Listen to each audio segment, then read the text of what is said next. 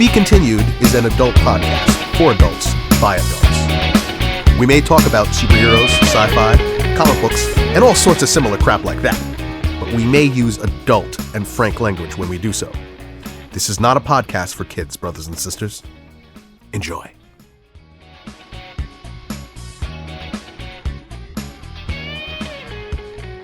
And welcome back. This is To Be Continued, Fanboy Podcast, covering your fanboy passions. You're not going to learn anything, but if you stick around. You will have some fun. Exactly. I'm Jonathan Frakes. And I'm Jonathan Frakes. I'm Jonathan Frakes. And I'm Jonathan Frakes.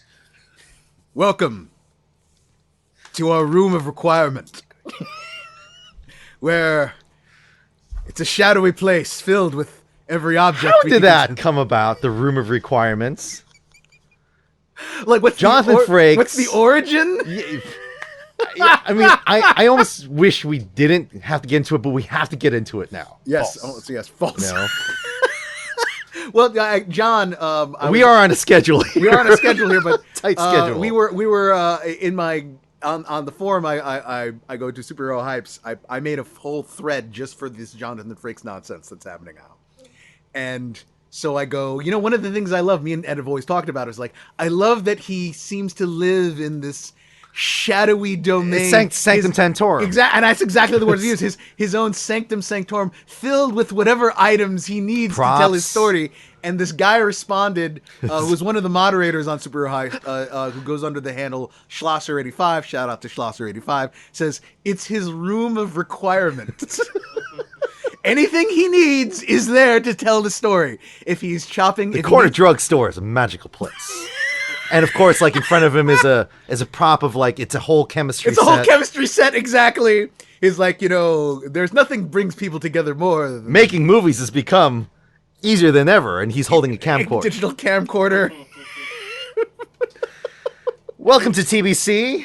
If it was today, he would have like a little laptop. Being a music producer is nothing now. Is easier than it's ever been. Well, ladies and gentlemen, here we are. We're back here after some hiatus. Some of us have been on vacation, and some of us have been trying to stay cool.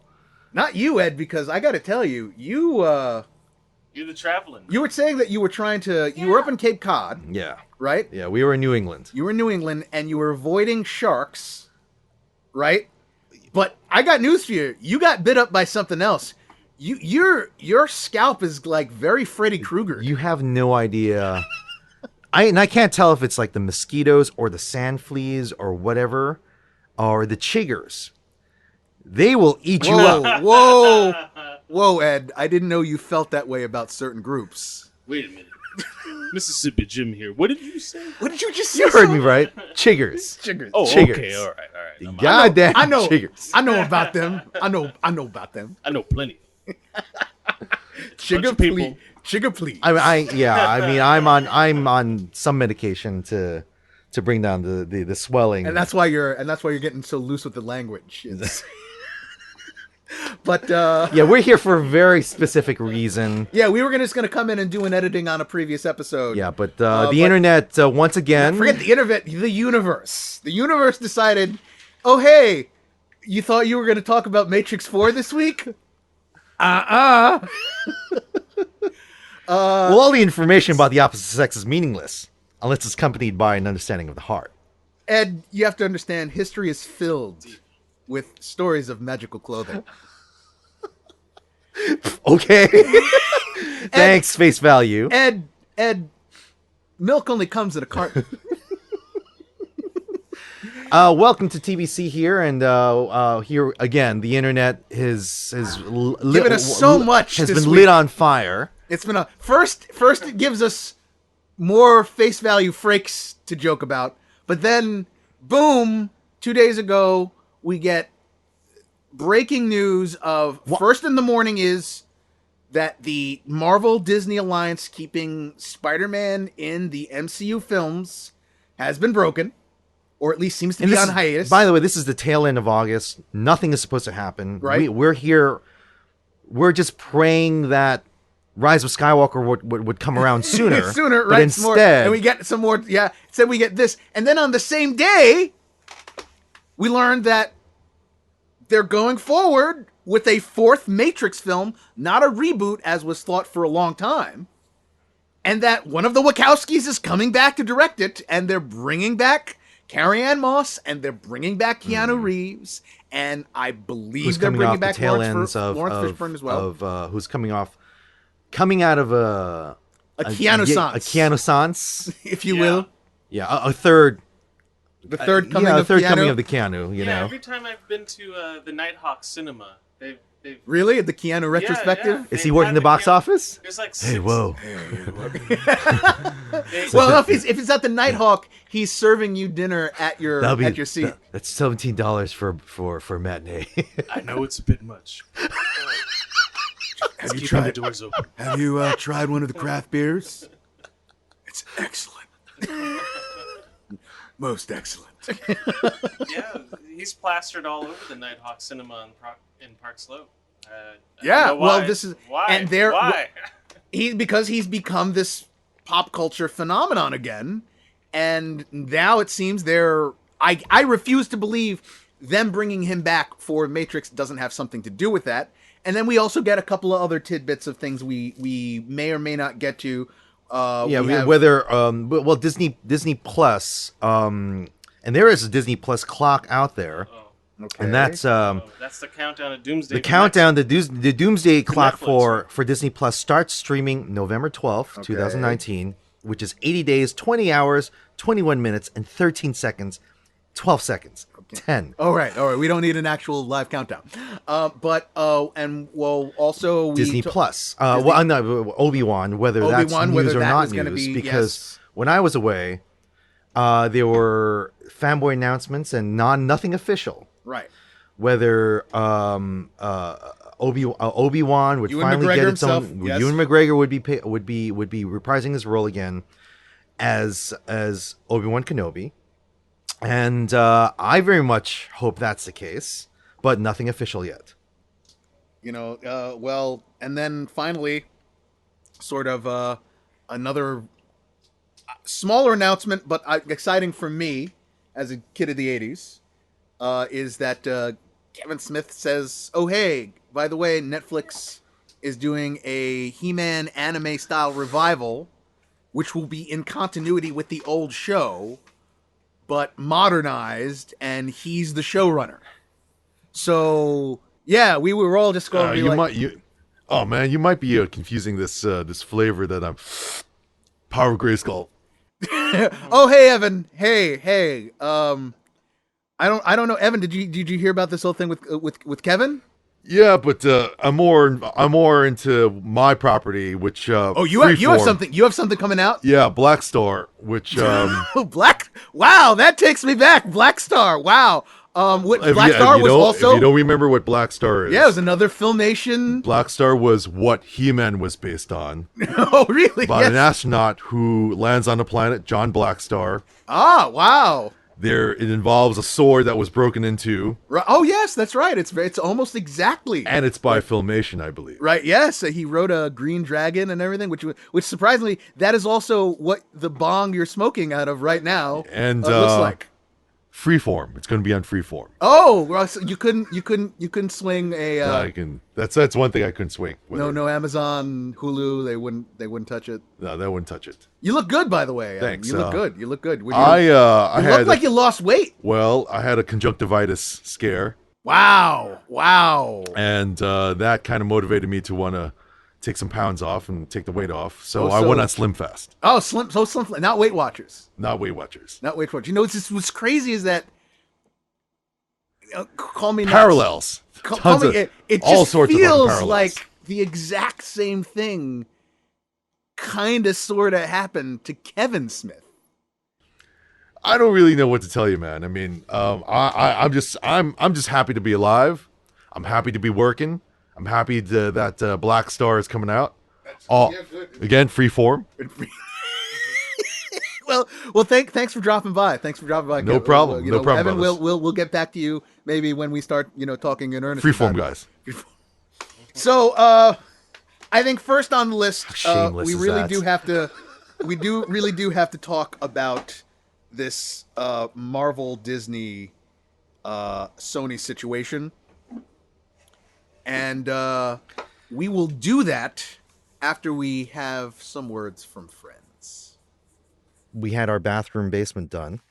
Anna Maria Stanimir Grumo, a friend of the podcast, who lives out in France, she consulted and she says, hey, let me design your basement bathroom. And that's exactly what she did.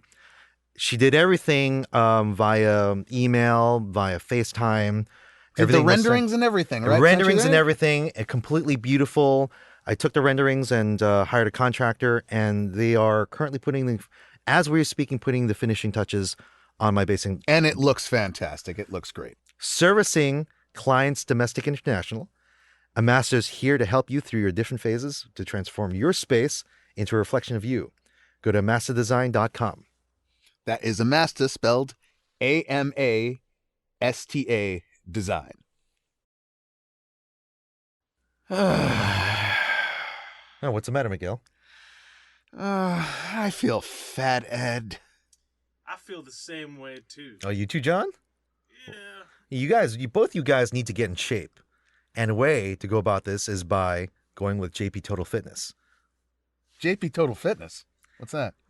Our pal, Jonathan Padilla, friend of the show, runs a Brooklyn-based personal training and remote coaching service committed to leading you becoming stronger and faster. Go to jptotalfitness.com.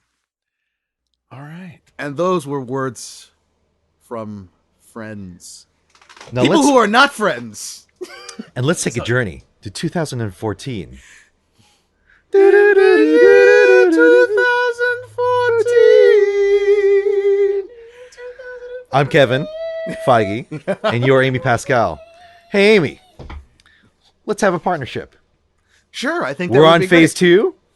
You guys are having a hard time with Spider-Man. Well, the Amazing Spider-Man 2 didn't bring in quite what we wanted. Okay, all right. How about we take we take the merch rights? That's a lot of money, Kev.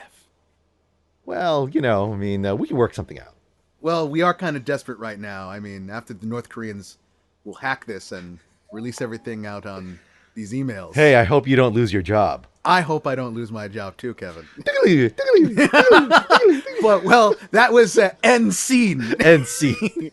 But yes, basically, Marvel Disney had their renegotiations with Sony about keeping Spider-Man in the MCU again, about how the rights and money will be divided, and so on and so forth between these two corporate entities, which, as we have mentioned on the show before, have two diametrically opposed visions of what they want from this character. And it seems as if now Deadline broke the story originally. Yes. They broke the story originally, and you said that they've sort of had to update what was the negotiating percentages. Yeah. Again, and what we're talking about I don't know is what it is or is not. How much of it is or is not true at this point. I think there's multiple leakings on both sides. Both sides trying to make themselves look good. But the initial story was that the deal was being altered. They're altering the deal. Pray they don't alter it any further. Well, they sit down for negotiating. They're back in the negotiating table. Okay. Homecoming walked away with $1 billion easy. Marvel, which originally, again, they were what was the percentage? 5%. There's a 5. I forget the exact, but it was a sort of 5% first opening day. They got the merch rights. They got the merch rights back. But they were not seeing the residuals from the box office. Right. That goes to Sony. Yes.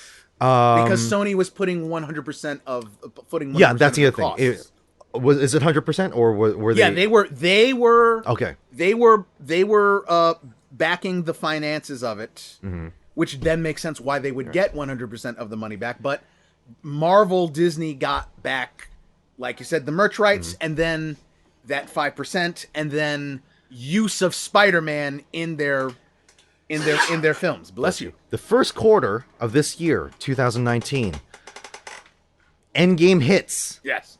Gangbusters. Okay, becomes a top grossing movie of all And time. Infinity Unseating it. War before that. And Infinity which War before also, that. both of which featured Tom Holland's MCU Spider-Man. Marvel, Kevin Feige. Kevin Feige is on top. And we had this conversation earlier this week. There's this mythos now This is a that Kevin mythology behind Feige it. is now, he's on the pantheon up there. Yes. He's in God. Ed, there is this point, unless something bad happens, and no one can tell the future. But you know how there's the Irving Thalberg Award in the Academy Awards? Something's going to be named the Feige in the future. Yeah. I just want to thank. It was being nominated for Feige is it's a real honor. Now, the flip side to that is Sony, fresh off of Venom money, Fresh off of Venom being a success financially. yeah, And fresh also into the Spider-Verse being a critical success, Right. and winning an Academy Award but for Venom Best Animated not Feature. being critically received well, but yet because of overseas money, Right. Venom makes what, 800 million, Over $800 million. over $800 million.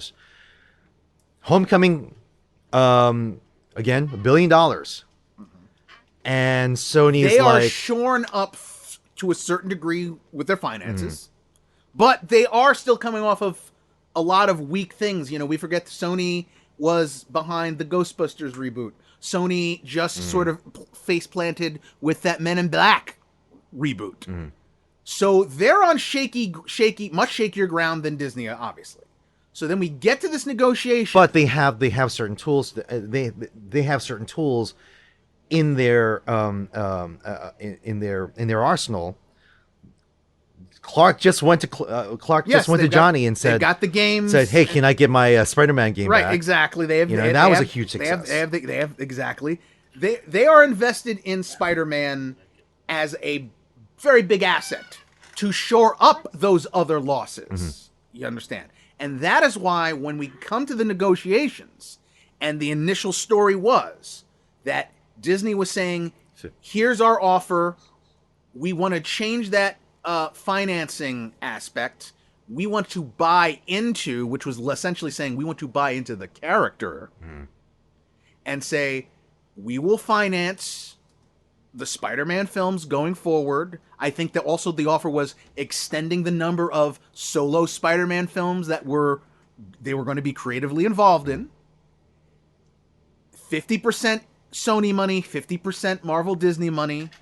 But that then means that we will then share 50% of the profits of those films, but not just Spider-Man proper films, but also all of these other in development spin-offs of Spider-Man characters that were going to be coming down the And pike. Sony being the jealous ex-husband in this situation, you know, and you know what? That's unfair. You're gonna take my kids from me, man! Kramer versus Kramer, you know. They said no dice. See, now, okay, let me give the point of view I think. If that initial story is true, and like you said, there have been counter leaks right now, but if the initial story is true, this film division, which has just gotten sort of back on its feet a little bit, this company is being told this other company wants to come in and ask for half of the earnings of their most profitable asset. And not just on the asset itself, which is Spider-Man as a singular character, but on every ancillary product under the sun. So into the sequel to Into the Spider-Verse, they'd give their input, they put half of the money, but then they'd get half of the money back. The next Venom film, which I have to assume probably would do better than the first one, they would get to have 50% Disney of the profits. On Craven, on Morbius, on Silver Sable, on and on, all of these sort of things. If they did a Sinister Six movie, I think that perspective there is understandable.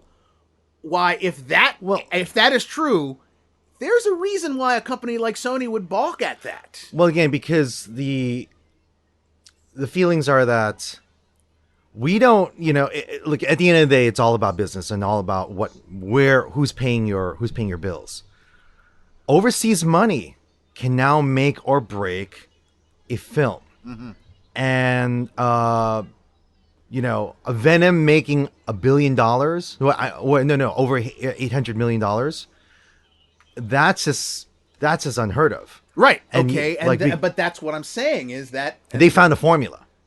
they or at least feel they think that they are on better ground than they were before. And then suddenly another company comes along and says, hey, can we get a slice of that pie? And inevitably shrinks the profits that they can get. Now, I understand the flip side argument. The flip side argument is, well, with Feige coming in with his creatives, you're, if not guaranteed, the likelihood of the quality of those things will be greater. Therefore, the profitability will be greater. You're ensuring, rather than mediocre returns, you're ensuring good returns, and it'll all even out. Which I don't, at a 50%, I'm not sure it would even out. And you also have to go that, we can't discuss this without discussing the fan portion of this. And Ed, the fans are going nuts. They are insane. Everyone's taking sides, Yeah. right? And most of them are taking sides Well, against Sony. they are rational sides, and then they are irrational sides. Yeah. I don't. I hope Sony burns. I hope Sony burns to the ground more than once. And I admit, over the past 2 days. we are a fanboy podcast, Yes. right? We all have feelings on this. Are we? Ed, milk only comes in a carton. Sorry about that. But yes, we are a fanboy podcast, and therefore, we try and keep up with. But many what crimes the fans remain of- a mystery forever, Miguel. I think business-wise, Sony, has a right to not agree to an agreement that they feel like is unfair, and that has been changed. But as fans, we're disappointed. As a fan, we want these people to be together. We want Spider-Man in the Marvel universe. right? Yeah, there's a sort of a gut feeling of, well, this is still Marvel's character. This is only about the film rights of it, right? And it just feels unnatural not to have a Marvel universe without Spider-Man, the marquee Marvel character of all time. You think Wolverine, you think Spider-Man, Right? Well, look, and I've said to, and I said as soon as this hit, I was like, this is what a goddamn shame, because I would have wanted to see. Look, Marvel has the Fantastic Four again. Yeah. If you are a fan of the comic books, it would have been nice to see Spider-Man shows up. One of his first appearances ever in comic books is that he sneaks into the Baxter Building. Is that Yes, he sneaks into the Baxter Building, trying to join the Fantastic Four. He needs money. Spider-Man has a very rich history along interaction with a lot of these characters, some of whom, as you pointed out, they've just gotten back. Right. He has a relationship with Wolverine. He has a relationship with Deadpool. He has a relationship with the New Avengers. Johnny Storm of the Fantastic Four. I'm sad that I don't know whether I'll ever get to see a New Avengers with Spider-Man. Yeah. And that would have been nice to watch. But there is that sense. I, on the general principle, want to see Spider-Man stay in the MCU. But I think that the fan perspective is very loaded against Sony, and my point of view is that Sony didn't do anything. Yeah, it's Disney that's changing. Disney instigated this with, if that initial, if it's true, is a deal anyone would walk away from and think, well, we have our out. You're kind of forcing us into our out here. Now, I know that also you negotiate. You ask them for something very, very high, and then you pare it down to something that's more reasonable and equitable for all sides. But there's asking high, and then there's kind of ridiculous, and that deal is kind of ridiculous. You're almost guaranteeing them to walk away. Now, again, that's not to you say, already have the merchandising rights, which is billions. Yeah. Just to put it in perspective, Disney is worth $130 billion. Disney has already had close to 8 $1 billion films this year alone. Sony It's is not at, like they needed to ask Sony for half of their Spider-Man profits. Sony Pictures is at 78 billion. And granted, these are billion numbers, but it's like that capsizes. That's twice. Yeah. Over. And at this point, and understandably, there are plenty of companies out there who are looking at Disney and saying, you are not going to swallow. Stop them? You are not going to swallow me up. Right. Now this brings us to one last point. Okay. Sorry. Yes, John. And then you gotta feel for our man, Tom Holland. Oh yeah. What a great Spider-Man. What a great that Peter guy is Parker. in a bad spot. Yeah, and he's like the kid who's getting screwed over by the divorce. Well, well.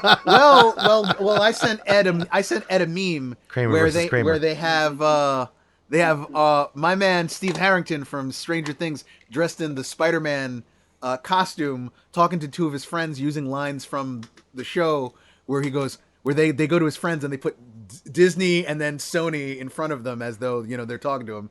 And it's in this scene, by the way, Steve Harrington is really beat up, so it's like his face beat up with the Spider-Man costume underneath him, and he's like, they go like, I don't know, what's your problem, man? And he was like, my problem is that the two of you are assholes. If only. It might be worth getting rid of Holland if only we could get Steve Harrington as Peter Parker. And granted, like Tom Holland, like I think he's very marketable generally. Very well received. He's got already built in a fan base in a very short time. He's already played the character more than anybody. Some have called him the best Spider-Man that has ever graced the screens. Now the other end of it is who would fill in his shoes, and I know that the Nerdist put out a little video on what are some of the characters that would fulfill that young, hip. Oh, I already have that. Hip.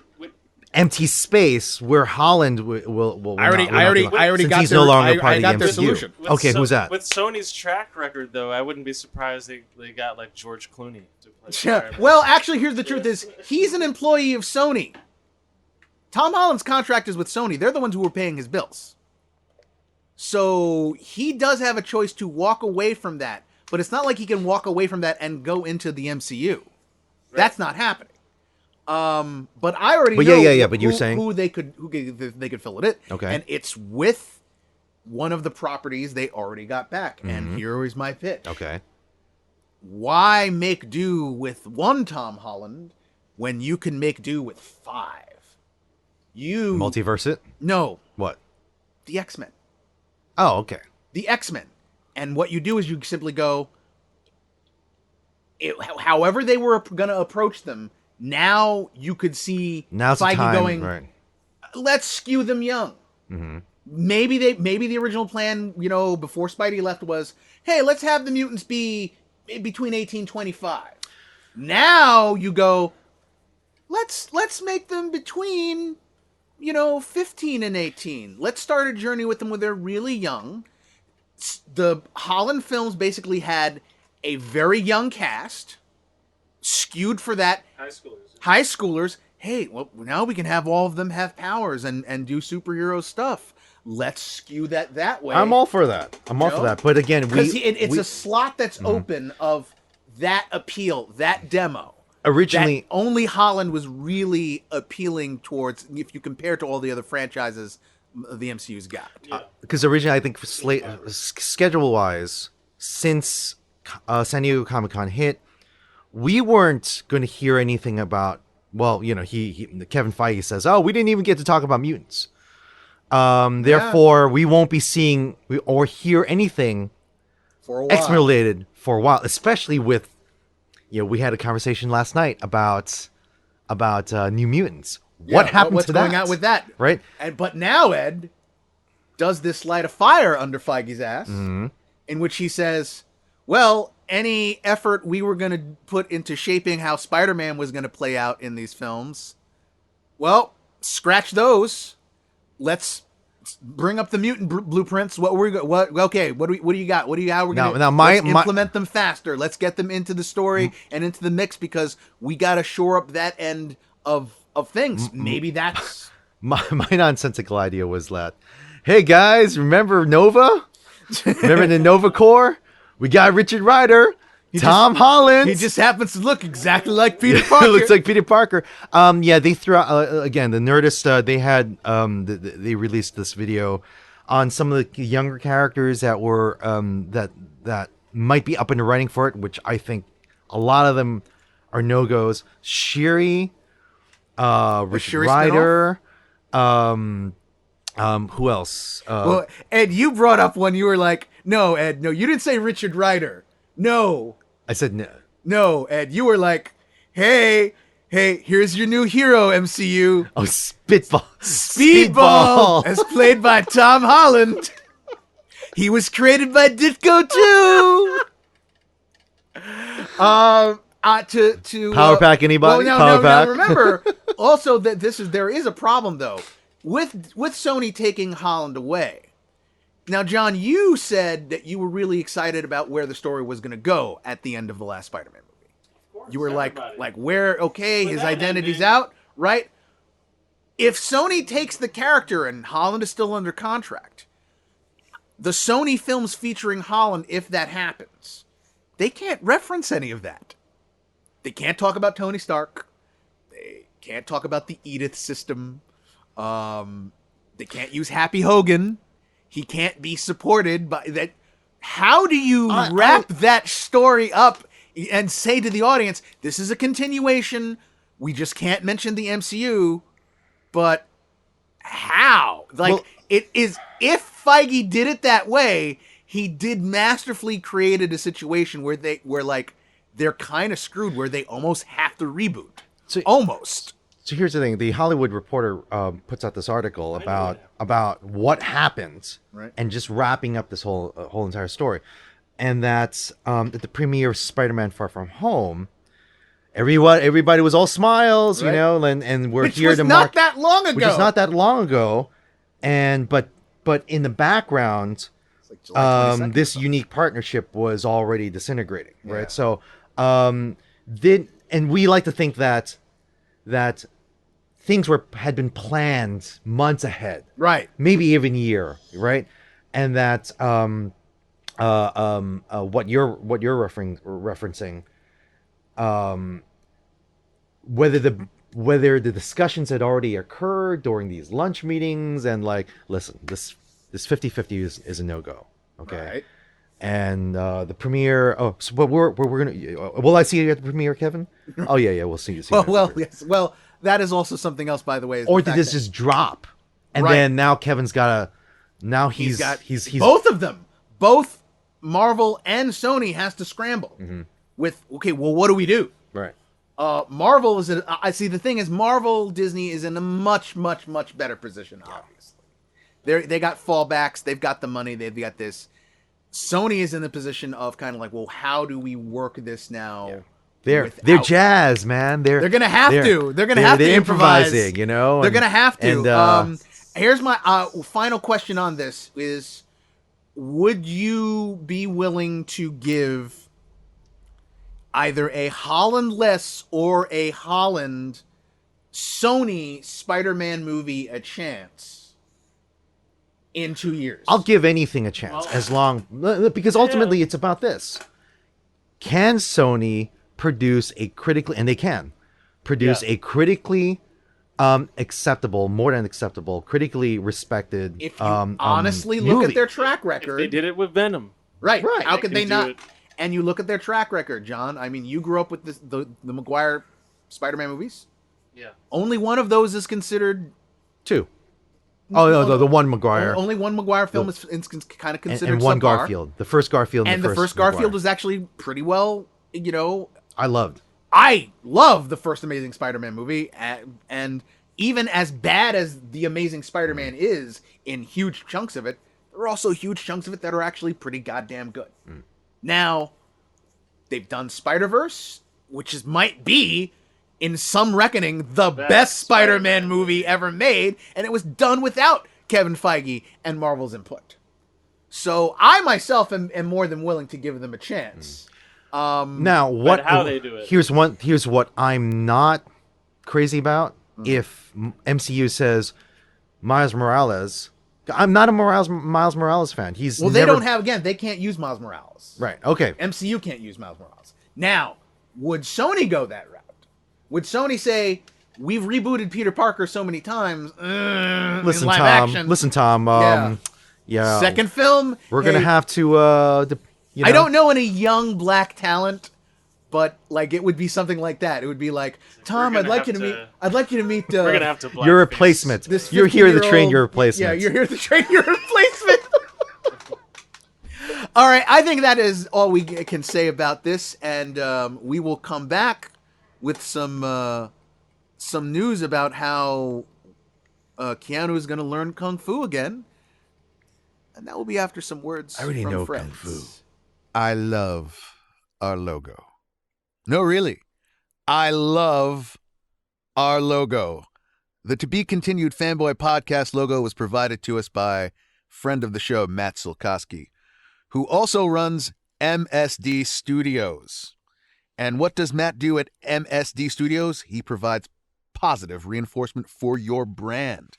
Located in Philadelphia, Matt has worked with clients of all sizes and has helped them to focus on designs for campaigns, rebrands, and new brands.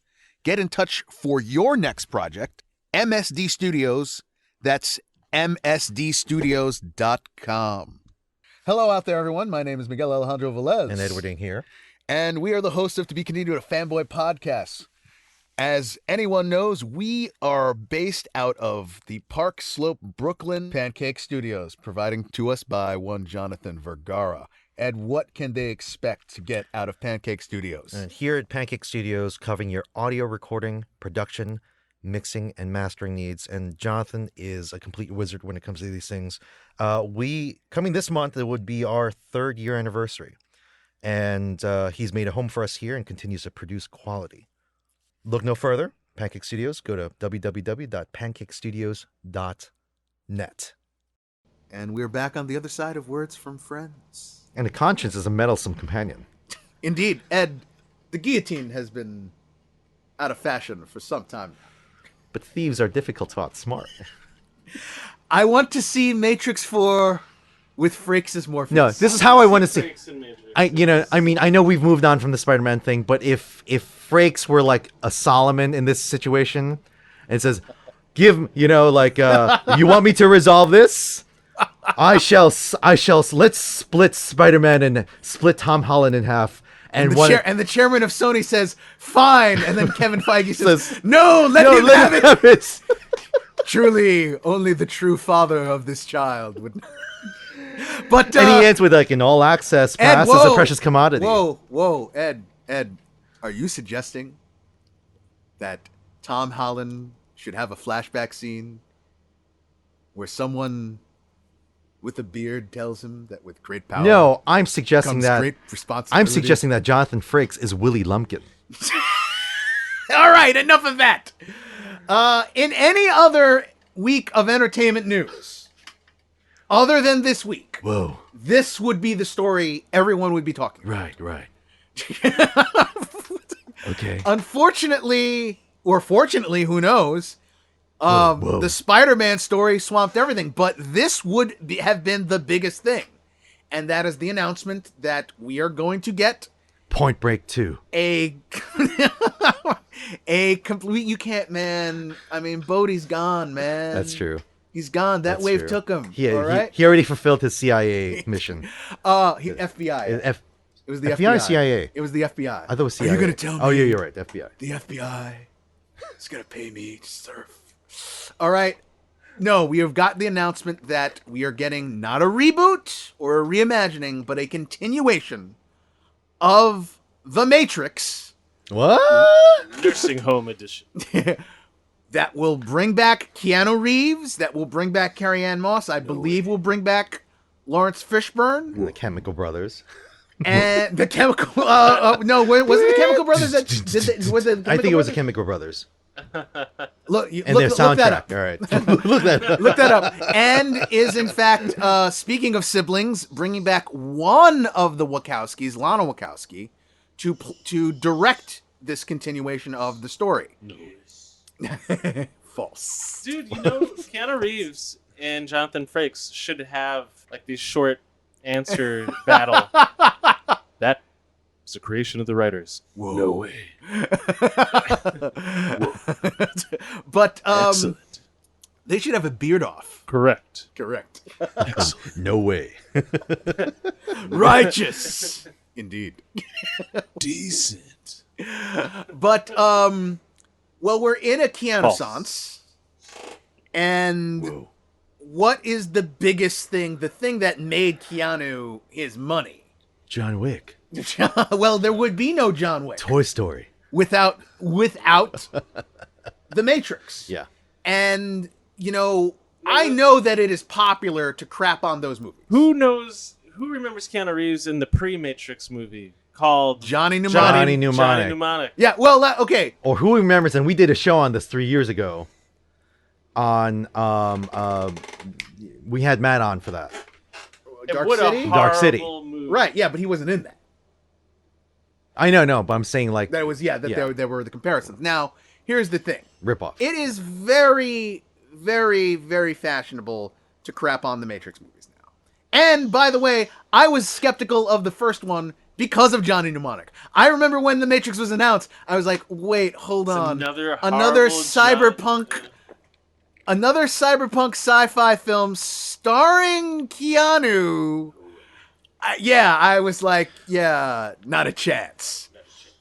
However, when that first movie comes in, it is gangbuster. as influential in its way as I would say Star Wars. Yes. That was big. It was really big. In many ways, It gave us bullet time. the Wachowskis were very Lucas-like in their approach. Here is just a stew of influences of other things. In the same way that the first Star Wars film has its spaghetti western influences, and its World War II movie influences, and its Arthurian legend influences, all tied around a hero's journey. Can I tell you how much these movies made? How much it? First Matrix, 463 million. Reloaded, 742 million. Revolutions, 427 million. Wow, that is a steep drop. That off is in a that steep third drop. one, on that That's third steep. one. Because the you're right, and Reloaded and Revolutions were made back to back. Right. Yes. Right. But still, that's a lot. Well, of money. I think I would definitely attribute that to the simple fact that they do not stick the landing on that third one. Yeah. I defend the second film to a certain degree.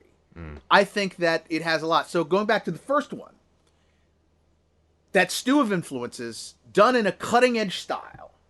I mean, there's no doubt the Wachowskis had their finger on the pulse of all the things that It's well thought would out. become huge in the culture.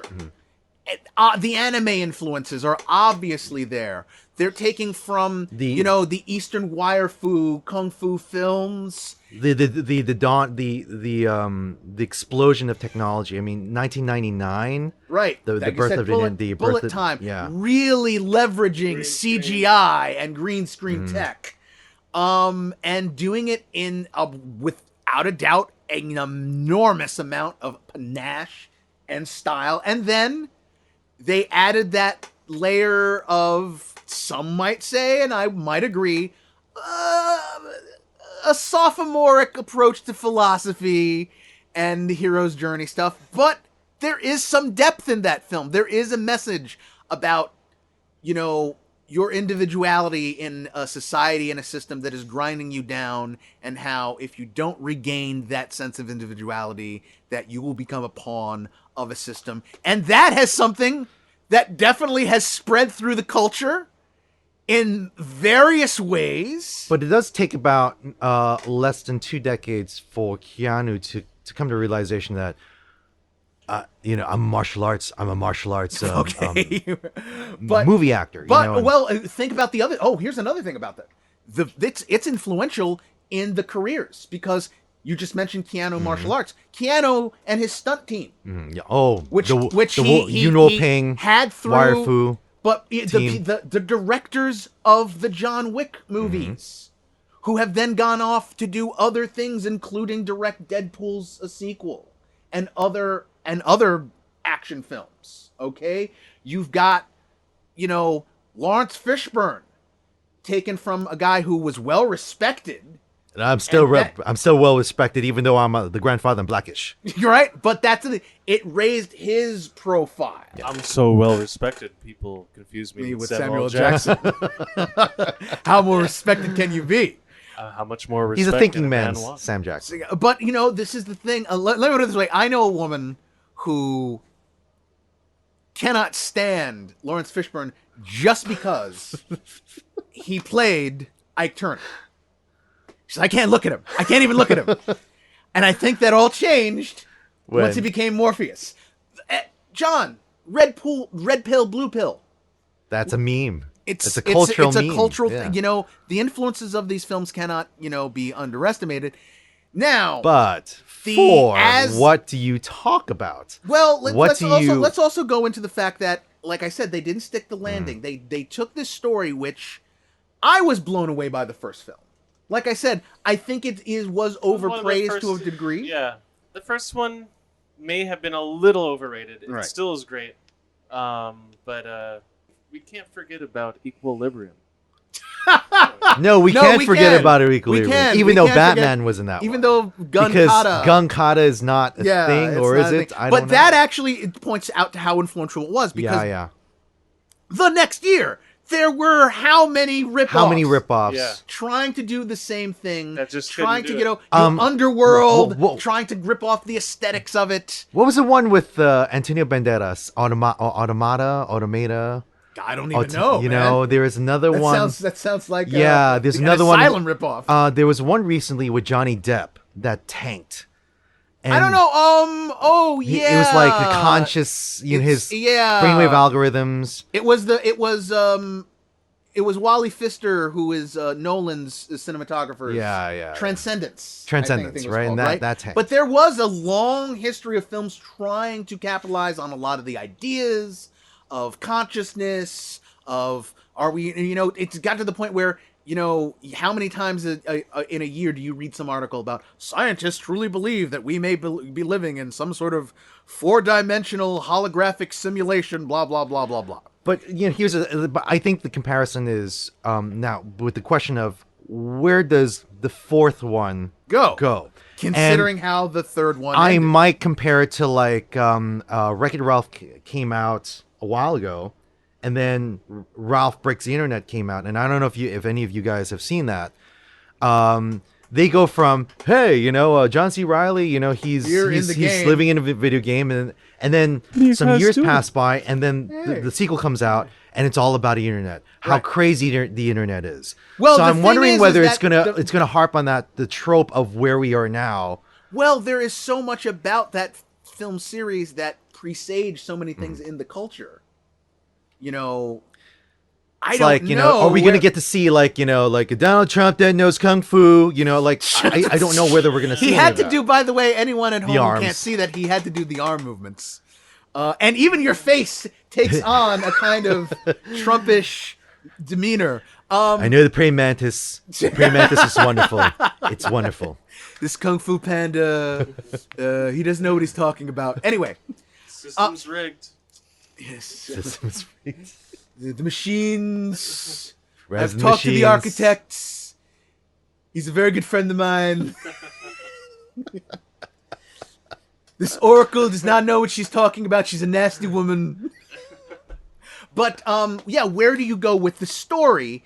Now, one of the things about that series, because I didn't need 2 and 3. I have always said one can always stand alone. The first film stands on its own. I was in the theaters literally on the edge of my seat. And when he makes that phone call, and there are issues with that first film too, a lot of the characters are kind of ciphers. I love Carrie-Anne Moss, but literally Carrie-Anne Moss and Keanu and Lawrence Fishburne could literally have tattooed across their foreheads the words hero, mentor, and love interest. And that could have been half their dialogue. I'm doing this right now because I'm the hero. I'm doing this right now because I'm the mentor. I'm doing this right now because I'm the love interest. Like, okay, but the ending has a brilliance. And I was there applauding that on the performance, edge of, by the way. Yes, I was there at the edge of my seat going, as he's talking to the machine saying, well, there's only one thing he can do. I had not read about the ending, but I was there and I was so in tune with the film that I said, well, there's only one thing he can do at this point. There's only one thing he can do. He says, I'm going to show you and everyone who's trapped here that there are no limits, blah, blah, blah. So he's got to fly. This mother effer's got to fly. He's got to fly. And they did it. And I was like, I don't need to see any more of this story. You've told me already. This is what he's going to do. He's going to accomplish the liberation of humankind from their enslavement. He's Jesus. And he's Kung Fu Jesus, but he's going to do it by basically, I thought would be, he's going to show everyone that they can do this. Because that was the whole point. There is no spoon. You're living in an illusion. You must break through the illusion. I thought, I don't need the story. You could do absolutely something interesting going forward. But I don't need it at this point. This is a self-contained story that stands on its own. Now, is it in overratedness of... was the first one overrated? I don't think so. I think it's very much... like, here we are. We're still talking about these issues. Granted, Ed, you are the guy who said when we were reviewing Dark City that it made you hate The Matrix all that much more. Yeah, it's true because... and I claim that if the case is... If in fact it really is a ripoff, then I would really hate the original Matrix. But again, the Matrix being what it is, and the martial arts and the visual pageantry, you're getting the juices flowing again for it. I can see the visual pageantry. It's just it's a marvel to watch. Right now, like I said, You've seen it recently. I actually saw it last year. How does it stand to the test? It has. That is another part of that first film's charm, is that it has a lot of rewatchability. In the sense that it's very crowd pleasing. It has all that pseudo, again, somewhat sophomoric philosophical stuff, which you can blow holes through. You can blow holes through the rationale of that film. Human beings as batteries makes absolutely no sense. That the machines, it's like, oh, well, what happened? Well, we created a nuclear winter because they were solar powered. Yeah, and then they made that's us the one batteries. thing that's a sort and of like go, a stretch. That makes What? absolutely. Yeah. If you're asking me to buy into the seriousness of this story, and let's also point out, The Matrix is very diametrically opposed to a lot of filmmaking today because it's not 4-quadranting. It has a lot of high-minded pretensions. It very rarely winks or nudges the audience. It doesn't have a lot of comedy. It is like saying, no, take this story on its own terms. We're not doing any fourth wall breaking. We want you to be involved. Like, I'm not sure The Matrix, if it were released today, if it would not just get savaged, especially by the fanboys. Well, here's the thing. Who are all like, it's got to be 4-quadrant. You got to make me laugh every 5 minutes. In 1999, the idea of 4-quadrant... It wasn't even in existence, right? Because no, it was 4-quadrant's a very old concept. When you were just as you were talking, it made me realize, okay, this is the movie that launched Hugo Weaving's career as a very arch kind of villain type. Yeah. The Lord of the Rings comes out post Matrix, right? Yes. We didn't even get to that culture of, we can make this gigantic trilogy all in one shot, right? Where these studios, right? And Lord of the Rings is also a little more into that 4-quadranting because you've got a lot of humor. Well, you've got a lot of humor with those characters. Yeah, Merry and Pippin and Legolas, and it's a shame that But it's not 4-quadranting in the sense that at the same time as it is. It's Tolkien, and it's it's stuff. It really is really flies over a lot of people's heads who just not into the genre, Right? Yeah. We know some people who just like, it's more so than The Matrix. It's more so than it's definitely holding more of a wide audience. But who doesn't like kung fu? Right, but that's something to think about, and it was such a gigantic hit that almost the sequels could almost do nothing but disappoint. Because like I said, I don't think I was any different than anybody else. Yeah. I already had there's nothing you can do that's going to make me. Now, that said, I put the sour taste that franchise put in a lot of fans' mouths much more on the third film than the second. Well, here's another thing is at what point do we get until there's going to be a Keanu fatigue? Yeah, Right? Because does that happen? John with Wick this? 3, I didn't see it yet. You saw it. You said you were like, yeah, we're not talking. We're not going to talk about John Wick. I liked the first one. I didn't like the second one. I know people who said that he was awesome in Toy Story 4, which I haven't seen and I do have to see. And of course, he's in this cyber whatever the game that's coming out. Cyber. Oh right. But there's also Bill and Ted. Right. Again, he's got enough juice now. Yeah, so I'm to telling finally you, get that up and running. Point Break 2 is going to be on the way. Yeah, because with Swayze's brother, Catherine is that what Bigelow. they'll do? Catherine Bigelow at some point is Catherine Bigelow, right? Catherine Bigelow's first film. At some point she's going to be like, "Hey, Keanu, let's work on that. Can you throw some of your magic my way on that?" Right. But getting back to The Matrix. Now, I think that the third one, is what is the big stumble. The second film has a thing that I think very few people really appreciate, which is, yes, it's got a lot of big fight sequences, and it's a little plotting and not necessarily clear. A lot of people complain about that Zion rave scene. However, the whole point leading up to it is there's a brilliance to this moment, I really think. Even as someone who says, okay, I enjoy the first one, but there's an overrating and an overpraising and an overanalysis. But take this as an overanalysis. Neo meets the architect, more or less the person who is set up as the main villain. And the architect reveals to him, hey, guess what? All the mythology that we've built up in the previous movie, we're turning that all on its ear. This has all been planned. This has happened before. You are held You're just within a cog. You're just a cog. within a sort of a mythic cycle, and all of your struggles have been for naught. The supposed hero fighting against the system is actually the puppet of the system. There's something brave about that, in my opinion, as well as badass crazy.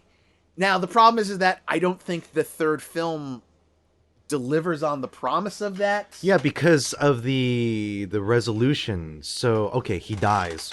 Right. He's died in the first one. Right. And here he has to die again. Right. And he loses Trinity, the love interest. This is post-revelation stuff that's not even written in the Bible. Right, exactly. And that brings us to 4. The post-end of the story. Mm-hmm. Who? Now, he's God? Or is he? What is he? Maybe they'll go another route, because there's something about the way that the third one does end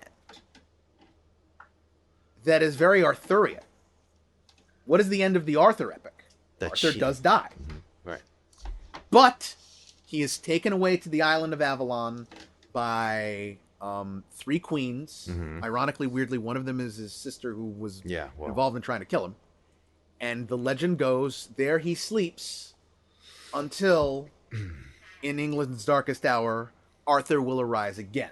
Now, there was never any mythological stories. Now, there have been Tom. Sorry, you're not the Percival of the Marvel of the MCU. Well, no, but there have. Oh my God, Tom Holland's going to be in The Matrix 4. You heard it right here, right now, right now. I'm Uno. That also means one. Ladies and gentlemen, I'm about to kiss his feet right now. He's just going. He was going for a high five. Miguel has gotten up onto the podium. He's taking flowers from Generalissimo Velez. But thank you. Don't cry for please, me. No, I don't. Don't cry for me. It's you, the people, who have done this. You, the people. Thank you. Now, the red banners will come. Yes. All right. Now, okay, so there is something to be said about how that ends with him being taken away. So maybe you could do something where Neo has been away and revitalized in some way. Or maybe it is a Percival-like search for Neo and his need to come back. How do you fit in Trinity? How do you fit in Morpheus? Also of interest is this. This would, I think, be the first project where there was a lone Wachowski. Those siblings have worked on everything. On everything. As screenwriters, They've been as through thick and directors, thin and beyond changes and beyond. Okay, and now basically only one of them is coming back. You have to question, I think, a certain degree, like, well, what, why? Mm-hmm. Is the other one just not game for it? Is the other one think, I don't think we should? I don't want to touch that material. Were they not approached? Was it like, Lana, you know, that's Warner Brothers. So yeah, Warner Brothers is obviously, again, this is about money. Yeah. This is about we're living in the age of reboots, and this is a well-known franchise. Release the Snyder Cut, which this is a well-known franchise with the possibilities for lots of ancillary products, video games, toys, merchandising, which is where the real money. I've offered to buy Zion. It was on the table. It's good. It's a very good deal. It's a very good deal. That's where that comes from. You know, it's money. So here's my point blank question to everyone here. I'll start with John. John, does this hold any interest with you? You know, let me be real. Okay. Let me be real. The movies were so good. The first one, it was groundbreaking. I loved it. The action. It was just a great film. And it should end as such, in my opinion. It's like, why are we digging up, not to say corpses, but like, it's like 30 years later. Right, yeah. It's like, how do you deal with Keanu having aged? How do you deal with Carrie Ann Moss having aged? It's not even about them aging. It's like, it's 30 years later. Like, 20 years later, why are you trying to milk stones? This IP again. This is so great. This is legendary. This will go down in history as one of the best films of all time, the first Matrix. It's like, let it be that. Let it be, like, I hear you. I don't artistic know. I don't know. Integrity. Yeah, is what you're saying. It's artistic integrity. It's like Arnold. I mean, I love Arnold Schwarzenegger. We did not need him in all those Terminators. But they're doing another one. Right. I mean, come on. Like, let Terminator 2 be the gold standard. Are we covering the Terminator? Okay. No, but I'm just bringing it for context. No. I'm like, it made me think about. And I agree. I'll go one further. I've really over the years reevaluated T2. For me, Terminator. And I've actually gone on a counterfactual quest in my mind thinking, what if they had done T2 without Arnold? Yeah. Because you really think how forced that is of him being there. And that's to agree what your issue is with, going back to the Matrix. How are we forcing this? What are you going to do with this story? Yeah. Where can you go? And why can't it just be, let it go? Why can't Lana Wachowski simply come and give us something brand new, something different? And maybe this movie is going to be great. Maybe it's going to, do gangbusters, but just that's your gut. It's that's just like your 20, gut 30 years later. It's just like, Now, Ed, how do you feel about a fourth installment? I was done at the end at the first one. Okay. The Matrix. You're one and done. Yeah, because by the time the second one came out, I was like, what? Oh, I see. He never did his Superman thing. And that's how the second one began. It begins with, hey, Marcus Chong, your phone's going to be ringing. Maybe.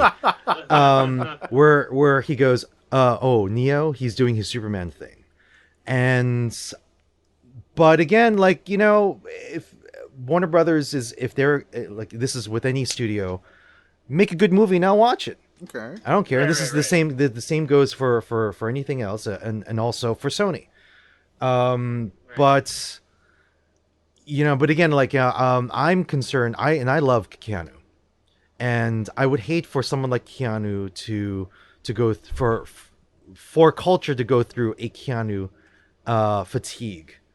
But by the time it comes out, we're like, we're kind of over you, man. Yeah, because and there are plenty of actors who either continue to appraise or they continue to elevate in their works and do more things that are critically received, And then there are those who just would continue on with the cash grab. It's all about the Edward. Yeah. It's all about the Edward Furlong comeback at this point, man. No, that's Edward never Furlong's happening. never going to That's come never back. yeah. He's kind of turning into a like Sylvester Stallone type. He's turning like where you think Keanu, you think of a very specific thing. Well, it's going to be the public violent. It's going to be the public perception of Keanu is that he's a really nice guy and he's a philanthropist, right? Yes. And you look at him and you go, I mean, at what point He's the internet's boyfriend, as he's been termed. And at what point did he become that sweetheart? Because for a long time, Keanu was just he was gone. I don't know if he was gone. I think there was generally for a long period of time, and I think this even goes into the Matrix. probably after the Matrix. I think there was this. He's kind of the dumb guy because he played the surfer dude and his way of talking. And quite frankly, that the truth is he is appreciated. What say you, Baraccio, Don Juan?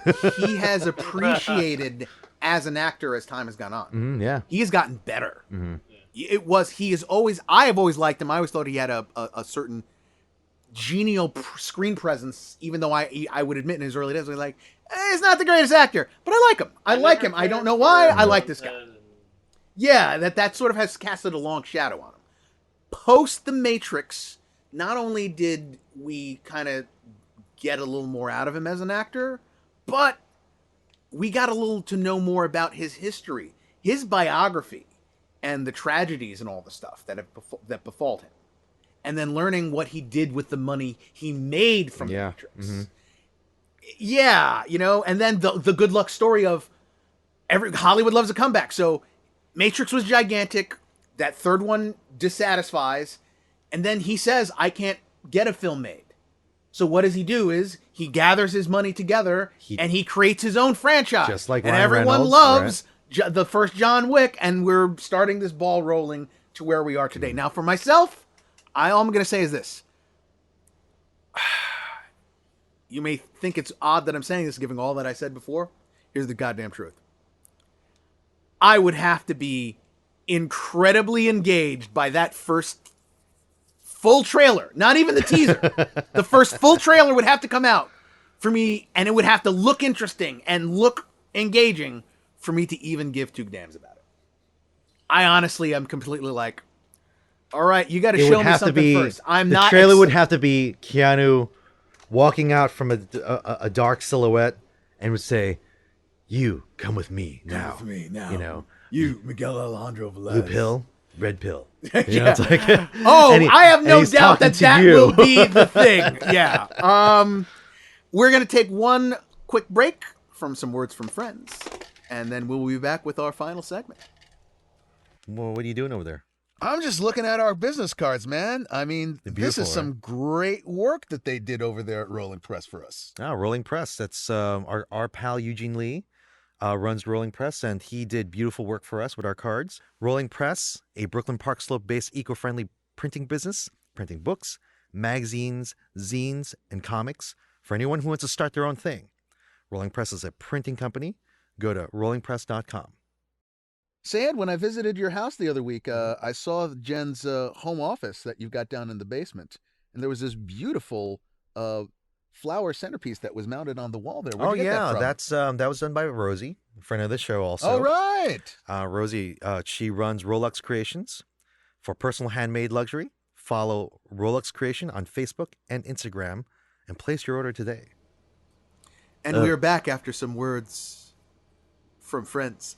Hello there. Hello there. Someone has the high ground. So, about 2 weeks back, I'd say, right? Yeah. We get I don't even know where the story comes from. I want to say it was Variety, and I believe, yes, it was Variety. And, this is a trade. This isn't some fly-by-night. This isn't Screen Rant, or We Got This Covered, or some, no-name YouTuber. Okay, Variety, this is August 15th. Yes. And Ewan McGregor returns as Obi-Wan Kenobi in Disney Plus series. Right. Okay, it's official then. Right. No other details on the potential series were available. And mind you, and it was that he's in talks. Now remember that wasn't saying it's happening. It's saying I'll tell you, and you know, Ewan he's busy. He's never not been working as an actor almost since Trainspotting. Well, I was gonna say that he's been casted in as Black Mask. Right, in that, you know what? In that Birds of Prey movie, which you're like, okay. He's got that quasi sequel to Stephen King, Kubrick, The Shining. I don't know if you've seen that. Right. That's right. Oh, That's right. Okay. Cool. Yeah, and by the way, the designs for that film are literally, they're saying it's a sequel to The Shining. He's the kid grown up. But let's because remember, the book and the movie are very different, and they are using references from The Shining film. In the first trailer, you see it. But Now, let's be working, honest. yeah. So Ewan's career. Yeah, you want to talk about actors who go, I want my franchise. You know, they're always looking around for that big franchise to do. How would you say Obi-Wan backwards? Obi-Wan. Oh, you mean like Yes, it would have to be backwards. I think meant like inward.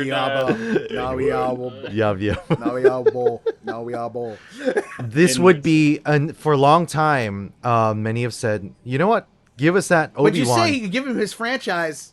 He's in the franchise. He got 3 films where he played the character. Yeah, but that's like saying, you know, like Tony Stark in the Avengers, but for Avengers coming first before. Not every Iron look. Man. Not, you know. I think that's one of these things where you go. Yeah.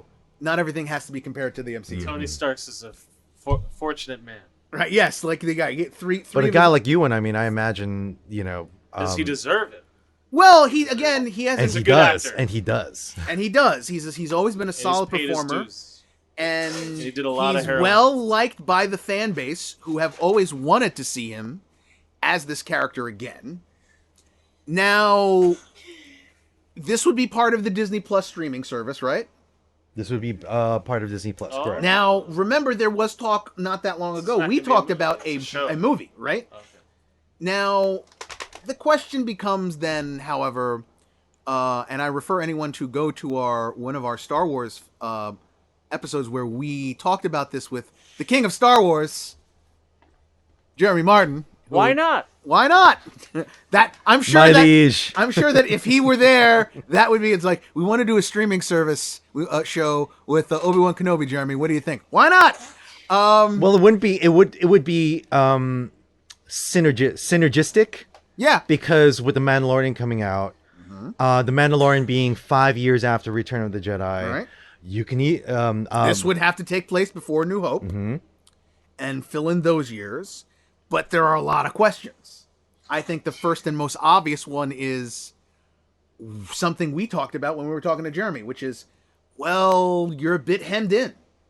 Obi-Wan cannot leave Tatooine. You had some like crazy ideas, like what does he do on Tatooine? You know, it's like, oh, hello there. I like to watch. I like to. There's a lot of sand. There should I'm be building sandcastles. There needs to be an episode where he gets in trouble with the local Tatooine police, where it's like, we understand you've been hanging around this moisture farm looking at this kid. No, it's all on the up and up, officer. Trust me on this. You did. I don't have any priors. There's no crime to be solved here. But there is questions like that. What is he doing? There's a questions of, would this deliver an action adventure Obi-Wan story? Because by his nature, he has to stay hidden. So yeah. Obi-Wan can't be flashing the lightsaber around, battling gangsters every episode, because that's gonna get back. That's Yojimbo. You know, but that's gonna get back to the Empire in some way. Here's the question. Do you trust Jabba the Hutt to not sell that information to the Empire? I've got to stop this. I've got to stop him from sending that email. Yeah, exactly. Wait. I need to sever connections. That DNS connection. Otherwise, the Empire would find out about me, and therefore, Skywalker. I'm would going. be- Whoa! Oh no! It looks like I'm going to have to take a. I'm going to take up residence in the Ecuadorian consulate here on Tatooine. But yeah, what do you do? Like John, what do you think? What do you do with Obi-Wan on Tatooine? It's like Little House on the Prairie.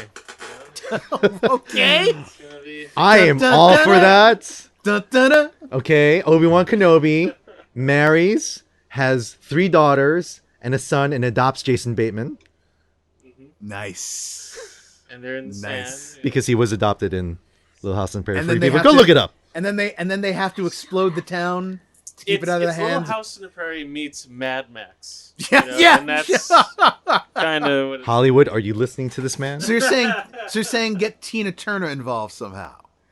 and A raggedy man. Actually, Jedi. but that actually Jedi. actually that does bring up an interesting point. He's Mad Max. No, it does bring up a point. But Do you get him involved in situations a la like Mad Max, where he has his mission to protect Skywalker? How does he adapt to this has to be all consuming? Does he end up in situations where he's like, oh, well, Luke's doing all right, but this farmer needs help, or this person is and I feel called to do something, but there's it's a great rough out there. Yeah, There's a lot of criminals. That people are poor. They're under the thumb of the Empire. they're under the thumb of and gangsters. gangsters. And Yeah, there are issues. There are a lot of So these sort of issues. He's kind of going to be the protector of the region, Or not, or have to make those decisions to that let things making sure that Luke lives through childhood is more important. happen and and- blowing his cover. Oh, hello, young Luke. Well, these Do you know- marauders are single file, and you're doing okay, right, boy? Luke, do you understand how many kids I let die Yeah, exactly. to let you live? Listen Yeah, you know what? That is an untold tale of because Luke knows who Ben is, and they've spent some time in the did past. or did they not? Or did they not? Because a wave of the hand, and Luke is like, Yeah, they've always got that Men in Black out there. But there is also questions of a Obi-Wan show on Tatooine might include a young Luke, Owen Lars, Beru. What is the relationships between those two men as? Joel Egerton returns. Joel- I see. I like where this is going. I do like where that is going, and I think if I were going to do that, absolutely I would Yeah, at call what on... point does Uncle Owen become a crotchety guy, or maybe that's like whether a wave of the finger or by choice? You don't have to talk to him anymore. He's a crazy old man. He's a crazy old... Exactly. There's this... Well, I thought, He turns into Danny Glover from Death at a Funeral. I have monkey wrenches. There we go. Now, here is something about it. It definitely is one of those it's a great addition for the Disney streaming service. The Mandalorian looks absolutely fantastic, but they want to leverage more Star Wars product, and They paid a pretty penny for they it. paid a pretty penny for it. And let's be honest, there have been some bumps on the road. So what do? They're not going to make a solo series, right? They're they're at this point a little You bit could limited. do Adventures of Solo. Yeah, but I think It'll be like Firefly. But after that film did what it did, I don't think that they're going to touch any of that anytime soon anyway. So it's like, well, we want more than just the Mandalorian. So it's like, hey, Boba Fett. Let's yeah, they already have the Mandalorian. You can't have 2 Mandalorian shows on. Just the Mandalorian Network, John? Is that what you're Welcome to the Mandalorian Or you Network. could, I'm listening. you could do. The Mandalorian. Welcome to the Mandalorian Network. You could do. 24/7. That's like that's something out of like Rick and Morty. They're like, hey Rick, no, hey Morty. Now you can focus on the. You can make a series focusing on the evil side, like you can do Jabba the Hutt That would be an amazing. The gangsters and the bounty hunters. That's been it could talked be about like for a long Luke time. Cage. I mean, without Luke Cage, but like, still starring Mike Coulter. But you know, like the underworld of the underworld of the that, dealings. which is If you just want to, in Star Wars. if you just want to sit 5 hours and stare at a robot that doesn't talk, IG-88. That's all. That's all. IG-88 the movie. Moving on from that, other last thing we'll cover is what we talked about at the beginning. And no, we aren't going to talk about John Blackstar. What? Oh yeah, I'm back. Oh, we're done. Okay. No. All right. I said we're not going to talk about John Blackstar. Oh, in that case, guys, peace out. Where did you say who was going to be on again though? Freeform. Freeform. Got it. Not Hulu, not Netflix. Okay, I'm going to talk... not Amazon. Can you say by the power of Grayskull? No. We're getting pretty late in the game here, so we'll just say this Kevin Smith appeared at a He-Man convention, makes this big announcement. Netflix makes an announcement along with it. They're going to do this Masters of the Universe He-Man series. Anime style, they just claim. like She-Ra. No, She-Ra is not in an anime style. Really? No, it's not. It's not It's DreamWorks. All right, it's not at all an anime style. Point blank. If Okay. anything, that is one of the complaints fans have had about it. They wanted it to be a more adult-looking anime style. This is the She-Ra show is much more in the vein of something like Steven Universe. All right, which you don't have cable, so you don't know about it. But right. Trust me, if you But I did, have pirate TV. Clark would be watching it daily. Now, Why? because it's a good show. Now, I'm all for a Master of the Universe reboot. And it's a continuation. It picks up from where... Yes, and not from the 2000 No. Era series, but it will be somewhat in the continuity, I assume, of the original Filmation series. Now they're saying, we're going to update it a little more. It'll be a little more adult.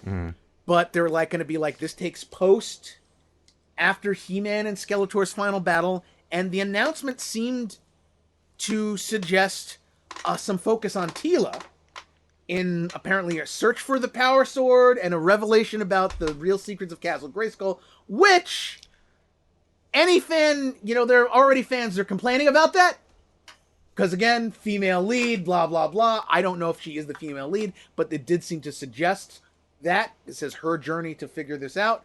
But let's be honest. If you're a fan of the original series, it totally tracks. Because Teela is the secret daughter of the sorceress, who is the keeper of And the there secret was a secret. history before He-Man. Right. If we, and again, if for those fans, and I was a fan of and I don't know what year was That's the 2003 series. The 2003 series where King Grayskull. They did that episode. Right. And they get into that the sorceress was King Grayskull's wife. And she's the one who's now protecting it. And that Teela is the heir of that. I mean, it makes sense that the character of her would have a lot of focus. Now, where it falls in track with the live-action movie that was supposed that there were some ideas and there was a casting, not that I forget who it was, about almost a year back. Mm-hmm. And who would be producing? Project, Hasbro? No, Mattel? I believe Hasbro? it was at Sony at some point. At Sony. Okay. Yeah. Now, here's the question is, does this mean that that's dead? Or is it the opening salvo of, hey, like they like to do, let's put another product out there to give brand awareness. And then in a couple of years' time, once we've built that up again, hey, here's our live action franchise, to get that going, blah, blah, blah. Now, John, did you ever really watch He-Man or no? A little bit, yeah. It was Like- right before me. It's I think it's way before you, it honestly, but you would have seen it like still in syndication. Yeah. Kind of. I would think that almost the toy series probably had already run its course by the time I think you were born, and yeah, you would have caught it like in the afternoons, occasionally on like a Cartoon and then it Network. made a resurgence on YouTube with it. Yes, exactly. Much like much like a lot of things. People got exposed to it, and then there was the 2000 series, which I'm not sure you ever really saw. It was on Cartoon Network. No, I didn't Yeah, they did a reboot, which was really good, really well done. Like I always said, He-Man. well, they did a version of it that was very anime inspired, very kung fu film inspired, and it was badass. It was really good. It was really good. The problem is that it apparently times had changed, and essentially it wasn't selling the toys, which is the whole basis of a thing like He-Man, at least back then.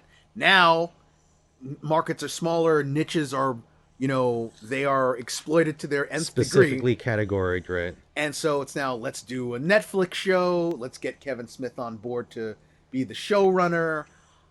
Gonna be live action? It's gonna be anime. It's going to be anime, very similar to you. Are you aware of the Castlevania series? Yeah. It's the same group that's doing that. Now, Hey. I'm excited. Excuse me? I'm excited. I like the She-Ra show, That's Castlevania. but I can't You deny like that Castlevania? it being closer to a Steven Universe is not totally my cup of tea. I admire the She-Ra show. I think it's a lot of fun. I think they do a lot of great stuff with the characters. I think it's great for representation. Across the board, I think it's a show that I think that there's definitely a gay subtext that they are unlike the Legend of Korra, they're not sneaking it in. It's like, no, we're dealing with this. But an anime show, I'm all for. Now Ed, would you have any excitement for this, and especially with Kevin Smith's involvement? Yes, because I was a fan as a child watching these cartoons, both He-Man and She-Ra back in the 80s. Yeah.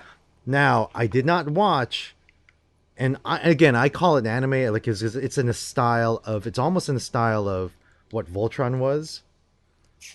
But like I said, you're not familiar with some of these newer animated that have come the since. Styles. It is like I said, and I'm no fan.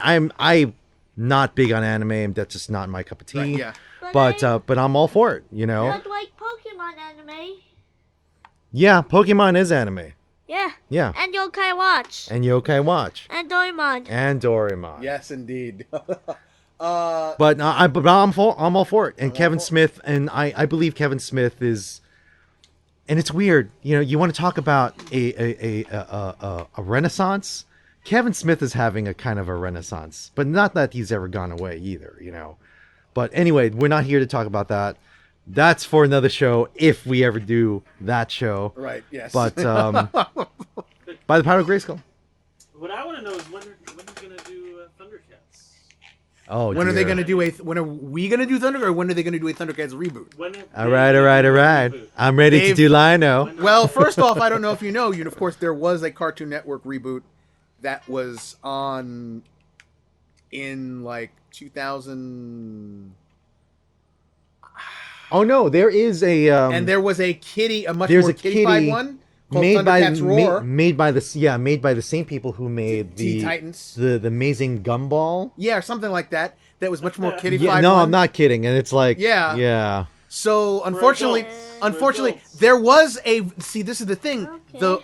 The reboot that happened was more for adults, and I was a big fan, but there were issues. There were some big issues, and they never got to their second season, unfortunately. And much like the Masters of the Universe movie, it's one of these things where the Thundercats movie has been in development hell and done in various versions again and again and again. Now, I'm excited. I want to see it. I agree with you by the power of Grayskull. And I'm happy that Kevin is part of the mix. We have Clark's Corner. Do you have something you want to say before we close? Something you've been playing? Force Unleashed. Yeah, okay, he's back to retro gaming and the Force Unleashed. What about the Force Unleashed? I finished number 2. You finished the second one. And yeah. Oh wow, okay, so with the light side ending. Oh, with the light side ending, because there are 2 endings, one which allows you to choose the dark side and the light side. If you choose the dark side, you will die. Take it. Okay, and this is take that as a lesson out there, people. And take it as a lesson. If you choose the light side ending, you will be involved with You be in love with the girl? With Juno. Oh, you get romance. Wait, You get romance. wait. With Juno. Juno. You mean Ellen Page? No, not 'Cause Ellen that's not Page. because I don't know if we can break certain things to your son here. Why? Anyway, well, when you're older, Clark. Well, I think that wraps us up here for everything that we needed and wanted to cover. We, of course, will be back. There's always something to talk about. And as always, please like, subscribe, check us out on all of our various platforms, from Google Play to Stitcher to, of course, our new. We're not on limited- Freeform yet. Not on Freeform yet, But what but about we are iTunes? we are available on YouTube. That's to be continued. To be continued at fanboypodcast.com. As always, I'm Miguel Alejandro Velez. I'm Jonathan Frakes. I'm Jonathan. And until next time, To be continued. milk only comes in a carton.